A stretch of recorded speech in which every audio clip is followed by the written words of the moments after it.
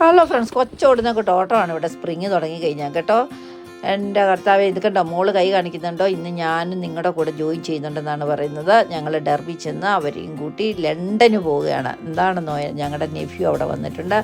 അവിടെ രാഴ്ച പോയിട്ടില്ല, അതുകൊണ്ട് പോവുകയാണ്. ഞാൻ പോയിട്ടതാണ് കേട്ടോ. പക്ഷേ കാലാവസ്ഥ അടിപൊളിയാണ്.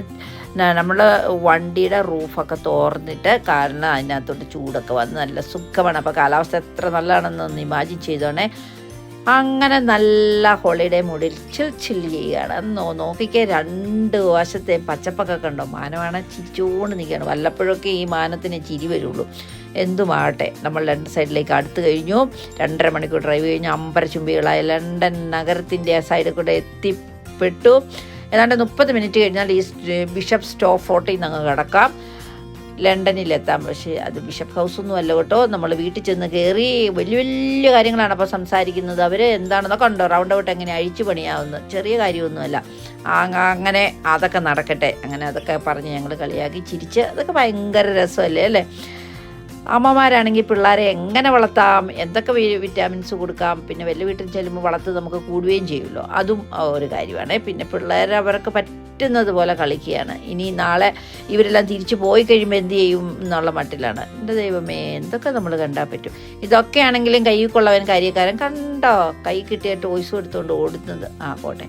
ഇന്ത്യൻ ഫുഡാണെങ്കിൽ ഇരുന്ന് മടുക്കുകയാണ്. നല്ല രുചികരമായ കറിയും ചോറും. ഇവർ നമുക്ക് എന്താ തരാത്തത്?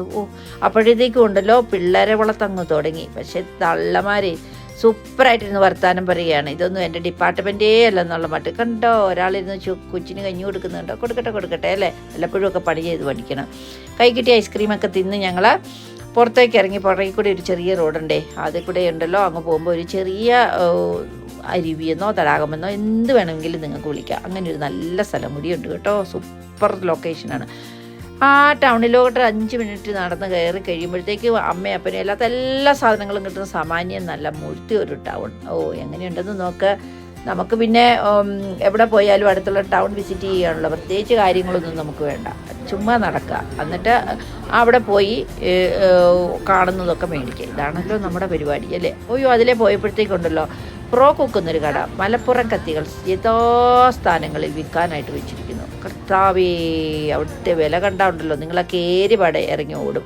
പണ്ട് കൊല്ലം പടുന്ന കത്തിയൊക്കെ കൊണ്ട് കറക്കിയരിഞ്ഞിരുന്ന നമുക്കേ ഇപ്പം ഇത് കൂട്ടുള്ളൂ, വലിയ വലിയ കത്തികൾ കൊണ്ടേ അരിയാൻ പറ്റുള്ളൂ. എന്താണെന്ന് നോക്ക്.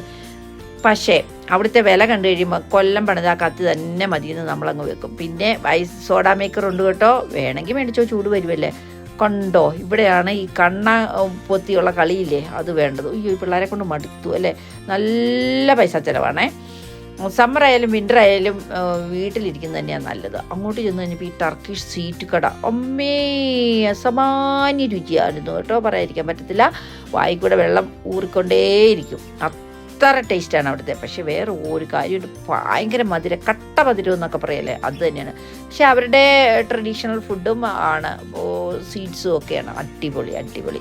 നോക്കിക്കേ, വള ഇരിക്കുന്ന പോലെ മക്രോൺസാണ്, ഭയങ്കര ടേസ്റ്റ് അവരുടെ മക്രോൺസിനും. അതൊക്കെ മേടിച്ച് ഞങ്ങൾ വഴി കൂടെ കുഞ്ഞു വർത്താനമൊക്കെ പറഞ്ഞ് നടന്ന് വീട്ടിലെത്തി കട്ടൻ കാപ്പിയും കുടിച്ച് കാലും നീട്ടി സുഖമായിട്ടിരുന്നു.